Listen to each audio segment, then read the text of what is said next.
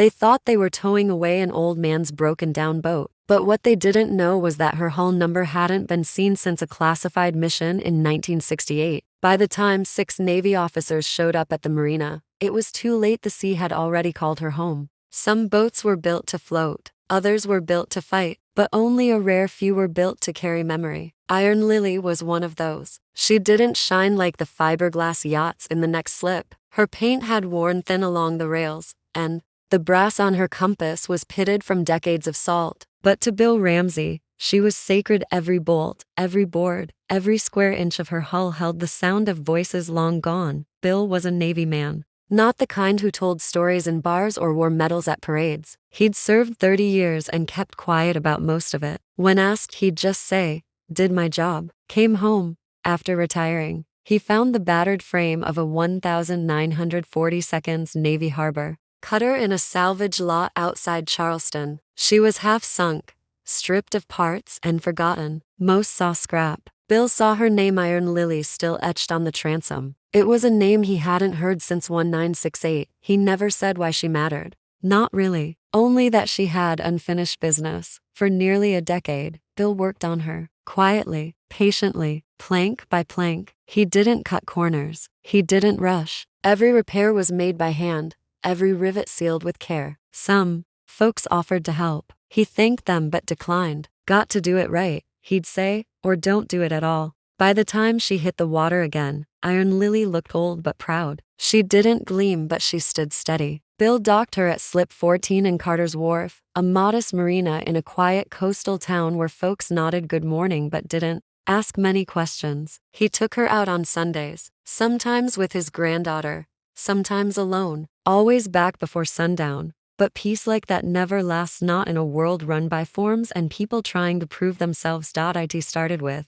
a letter from the State Harbor Authority. A newly hired official named Curtis Dunning had flagged Iron Lily for non-compliance, said her restoration lacked proper permits and her hull posed structural risks to adjacent vessels. Bill blinked at the notice. The man had never even seen the boat. Still, he tried to play it fair. Filed paperwork, submitted photos, provided the name of the engineer who'd certified her seaworthy the year before. It wasn't enough. 2 weeks later, a tow crew arrived with state-issued orders. The marina owner, a friend of Bill's, said he couldn't stop them. They pulled Iron Lily from her slip without Bill aboard. Didn't even let him power her down. Bill stood by the dock, arms folded, lips tight. He didn't raise his voice, didn't curse. He just watched her go, eyes locked on the water, until the ripple of her wake faded into stillness. Then he sat down on the bench he'd built from reclaimed mahogany, took off his cap, and said nothing for a very long time. The town didn't know what to do with the silence.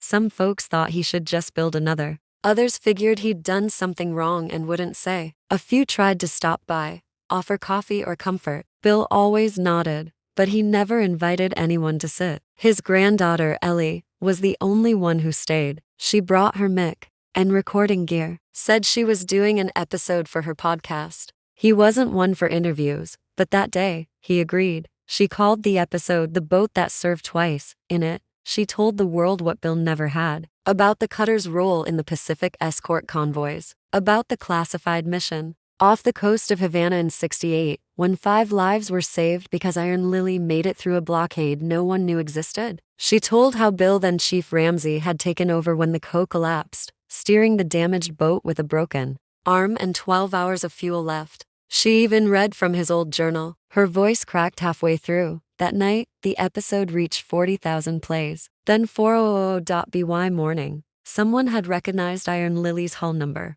An admiral, retired but still respected, called Ellie personally. "That boat never got decommissioned," he said. "She vanished from the rolls after that rescue mission. Some of us thought she'd been scrapped. Others knew better." He made a call, then another. A paper trail, long buried, began to rise from the deep. Turns out, Iron Lily was still listed as archival property, technically under the Naval Heritage Division. And more importantly, she was one of only 3 cutters of her class still accounted for. Her hull number had been removed from public files during the Cold War, her existence buried under a stack of redacted documents and eyes-only footnotes. But now, the right eyes had seen, 3 days after the podcast aired, Bill was sitting at the dock like always, sipping from the same battered thermos. The wind was sharp, the clouds heavy, and then he heard it engines, low and familiar, but not from a skiff or tour boat. These were deeper, thicker, purposeful. He looked up as a black SUV parked across the marina. 3 men stepped out, 2 in navy dress whites, 1 in a federal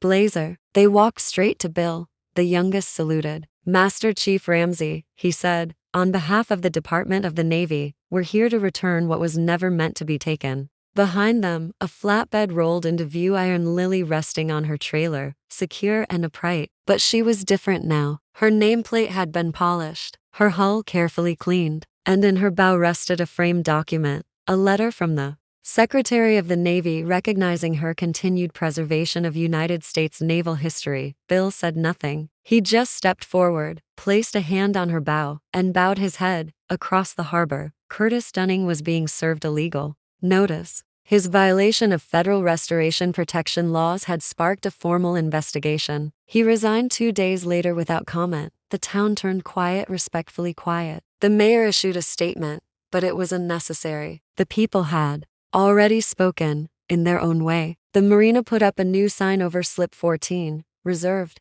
U.S. Naval Archive vessel Iron Lily. Veterans from nearby counties began arriving. Some brought their children, some brought scrap metal or tools. A boat builder offered to retrofit Iron Lily's cabin, free of charge. The VFW announced a scholarship fund in her name. Ellie's podcast went national. But Bill just went back to sanding the rails. When someone asked why he didn't put the boat in a museum, he gave them that old half smile and said, "She's not done floating yet." He started something called Boats and Basics, a weekend mentorship program for teenagers, not just to teach knots and navigation, but to teach care, discipline, patience. "You treat the water right," he told one boy, "and it might just carry you through." The town council passed a new ordinance protecting restored military vessels as historical landmarks. A brass plaque was installed beside Iron Lily's slip. It didn't say much, just Bill's name, her hull number, and the phrase, "The sea remembers its own." Bill never sought attention, never stood in front of a crowd, but that didn't